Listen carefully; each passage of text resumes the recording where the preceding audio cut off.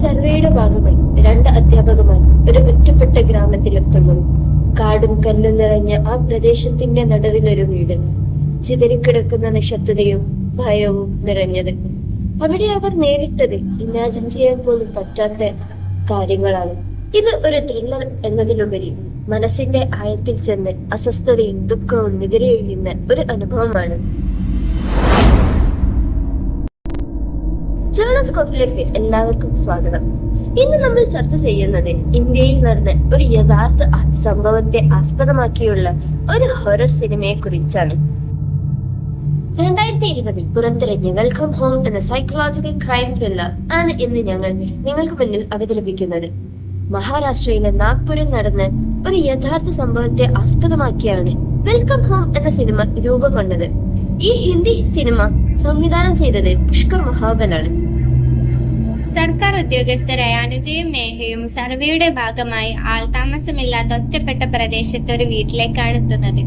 വീട്ടിലെത്തുന്ന സമയത്ത് അവർ കാണുന്നത് ഗർഭിണിയായ പ്രേരണയുടെ ഭയം നിറഞ്ഞ കണ്ണുകളാണ്. ആ വീട്ടിലെ ആളുകളുടെ പെരുമാറ്റത്തിൽ എന്തോ സംശയകരമായ ഉണ്ടെന്ന് അനുജയും നേഹയും തിരിച്ചറിയുന്നു. തുടർന്ന് അവിടെ അവർ നേരിടേണ്ടി വന്നത് ക്രൂരതയുടെ പീഡനങ്ങളുമായിരുന്നു. ചലച്ചിത്രം മുന്നോട്ട് പോകുമ്പോൾ ദൃശ്യങ്ങൾ കൂടുതൽ ഭീതിജനകവും അതിശയകരവുമാകുന്നു.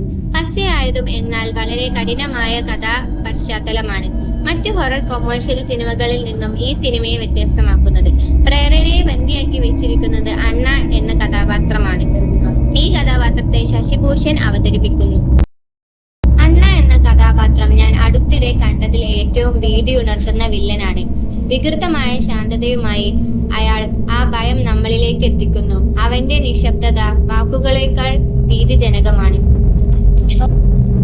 സംവിധായകനായ പുഷ്കർ മഹാബലിന് സിനിമയിൽ ഒരു ശ്വാസം മുട്ടുന്ന അന്തരീക്ഷം സൃഷ്ടിക്കാനായിട്ടുണ്ട്. Camera angle, sound design, lighting എല്ലാം ചേർന്ന് സിനിമയെ ഒരേ സമയം ഭയമുണർത്തുകയും ഉദ്വേഗഭരിതവുമാക്കി മാറ്റുന്നുണ്ട്. അനുജ എന്ന കഥാപാത്രത്തെ അവതരിപ്പിച്ച കശ്മീര ഇറാനിയുടെ പ്രകടനം ഈ സിനിമയിലെ ഏറ്റവും ശക്തമായ ഘടകങ്ങളിലൊന്നാണ്.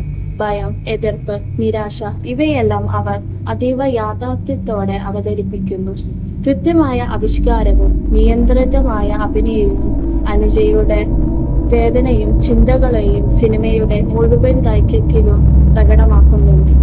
പ്രേരണ എന്ന കഥാപാത്രത്തെ അവതരിപ്പിച്ച ടീന ഭാട്ടിയ ഈ സിനിമയിൽ പൂർണ്ണമായും തകർന്നു പോയ ഒരാളായി മാറി. അവൾ സംസാരിക്കില്ല. വീട്ടിൽ ഉള്ളവരോട് ഓരോ വാക്കിനും കീഴടങ്ങിയാണ് അവളുടെ ജീവിതം. ചില കാഴ്ചകൾ അതിയായ ക്രൂരതയുടെ അതിരുകടക്കുന്ന ദൃശ്യങ്ങളുമാണ്. നിസ്സഹായതയും പീഡനവുമൊക്കെ എത്രത്തോളം ഭീകരമാണെന്നതിന്റെ നിർവാച ചിത്രമാണ് ഈ സിനിമയിൽ കാണിക്കുന്നത്. സ്ത്രീവിരുദ്ധതയുടെ കഠിനവും അതിജീവനത്തിന്റെ ദാരുണതയും സംയുക്തമായുള്ള സാക്ഷ്യമാണ് ഈ സിനിമ. അതിക്രൂരമായ ഒരു യാഥാർത്ഥ്യമാണ് വെൽക്കം ഹോം നമ്മളെ നേരിട്ട് കാണിക്കുന്നത്. കഥാപാത്രങ്ങളുടെ പ്രകടനം അതിന് അനുയോജ്യമായിട്ടുള്ളതാണ്.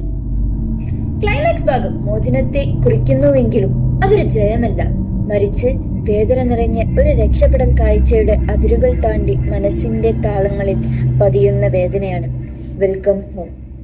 സിനിമയുടെ ഏറ്റവും വലിയ വിജയം മൗനത്തിലൂടെയും യാഥാർത്ഥ്യത്തിലൂടെയും പച്ചയായ ദൃശ്യങ്ങളിലൂടെയും പ്രേക്ഷകരിൽ എത്തിക്കുന്നതിലാണ്.